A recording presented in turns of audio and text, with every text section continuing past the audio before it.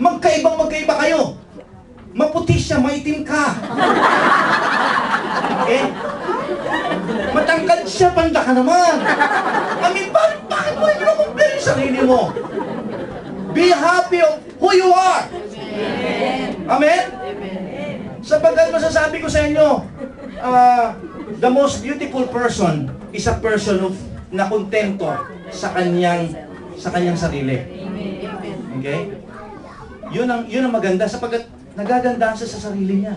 Okay? Kita mo nga? Oh. Nagkatawanan yata rito. Parang, sige, tuloy na nga natin. Comparison. Tingnan mo rin na, ito, hindi nyo alam, nakasulat doon sa Bible. 2 Corinthians 10:12. We do not dare to classify or compare ourselves with some who commend themselves. When they measure themselves by themselves and compare themselves with themselves, they are not wise. Kita ninyo? An eye-opener. Comparing yourself with themselves. Yeah. Okay? Ibig sabihin, that's not wise. It's not a wise idea. It's not a good attitude. Amen? Palakpakan po natin si Lord dyan, ha? Stop comparing yourself. You are special in the eyes of the Lord. You are the only person in the world na ganyan. O, tuloy natin. Second, intimidation. Okay? This is a wrong attitude kapag ka ikaw ay tawag dito, sa limitation mo. Okay? Instead of adopting right attitude, ito wrong attitude pagka you keep on being intimidated with someone that is more beautiful, with someone that is more talented, with someone which is more which is smarter. Okay? Kapag intimidated ka, teka muna, yan ay medyo, it's not, it's not good.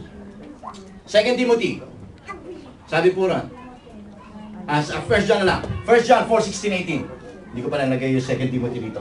And so we know and rely on the love of God as for us. God is love. Whoever lives in love, lives in God, and God in Him. In this way, love is made complete among us so that we will have confidence on the day of judgment. Because in this world, we are like Him. In this world, we are like Him. Tuloy natin. There is no fear in love, but perfect love drives out fear. Because fear has to do with punishment. And the one who fears is not made perfect in love. Why? Bakit tayo nagiging ganyan? Sapagkat kapag ikaw ay may limitation, ano nagiging nadidevelop sa iyo? Hindi lang intimidation. Ang nadidevelop sa atin ay isolation. You try you're making yourself talagang isolated. Gusto mo nag-iisa. Bakit? Kasi ang nade-develop sa iyo yung tinatawag na fear of rejection. Natatakot ka. Kasi baka hindi nila ako tanggapin kasi pagka nalaman nilang ako pala ay hiniwalayan ang asawa o divorce. Baka hindi ako magiging sa kanila. O malaman nila ang aking lihim. Kaya, ano ginagawa ko? Lumalayo na lang ako sa kanila. Okay? You're isolating yourself. Okay? Kumbaga, inaano mo yung sarili mo, no? You're withdrawing yourself from others. Ang hindi mo alam yung tao. Alam mo, kaya nga sabi ko nga kanina you try to change. Make a change. Kung parati kang withdraw sa tao, maging makisama ka ngayon. Pilitin mo. Kasi baka yung kinatatakutan mo, yun din yung problema nung isa. I mean, nagkakwentuhan kayo, nag-stay kayo ng konti, nagkwentuhan kayo, chika-chika kayo, at nalaman mo, ay, ganun din pala siya. Tama, nagkwento lang siya, narinig mo, ay, ganun din pala siya. Ayokong mahal.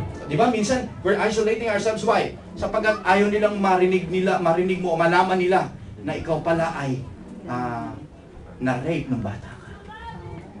May mga pangit na nakakatakot kang ayaw mong hinahihiya mo sa nakaraan ng buhay mo. Kaya ano pong nangyayari? That will limit you. para hindi ka magamit ng Panginoon. You're trying to isolate yourself. Gusto mo nag-iisa lang. Gusto mo walang taong makakaano sa'yo. Kung ganyan ka mga kapatid, that's a wrong attitude. Don't isolate yourself. Tandaan po ninyo mga kapatid, sabi nga kanina, sabi ng salita ng Diyos, okay, walang sino man ang nabubuhay para sa sarili lang. Amen? Amen. Lahat ay kailangan. Yung si Jesus, yung si God nga, ginawa niya si Adan. Ano po sabi ni God kay Adan? Sabi niya gano'n, nag-uusap si God. Sabi niya gano'n, the Lord God said, it is not good for a man to be alone, and I will make a helper suitable for him. It's not good for a man to be alone. Pagka ikaw parati kang nag-iisa, isang araw makikita mo na lang ang sarili mo, kinakausap mo na siya. Yan na. Pagka nag-umpisa ka ng kausapin, ang sarili mo, ayan na. Okay? At umpisahan mo nang lagyan ng curl. Ayan na. Okay?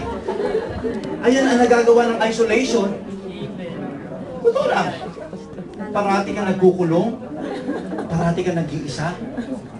It's not a right attitude. If you want to rise above your limitation, now, you need to what? To mingle with other Christians. Again, you mingle with Christians. Amen. Okay, not with other non-Christians. Dahil siguradong madedevelop ng lalo sa yung isolation. Sabi ko na nga ba, ayoko makisama sa kanila eh. Oh, dahil puro di ba, pangit din na maririnig mo sa kanila. Pero pagkakasama mo mga Kristiyano, puro positibo maririnig mong mga salita sa kanila. May courage ka. Okay, malalaman mong, pwede pa pala akong gamitin kahit ganito ang aking buhay. Okay? Next is, manipulation. Now, we're trying to manipulate things. Mag-umpisa ka na mag-manipulate ng bagay. Bakit po? Because, you want to deny the reality.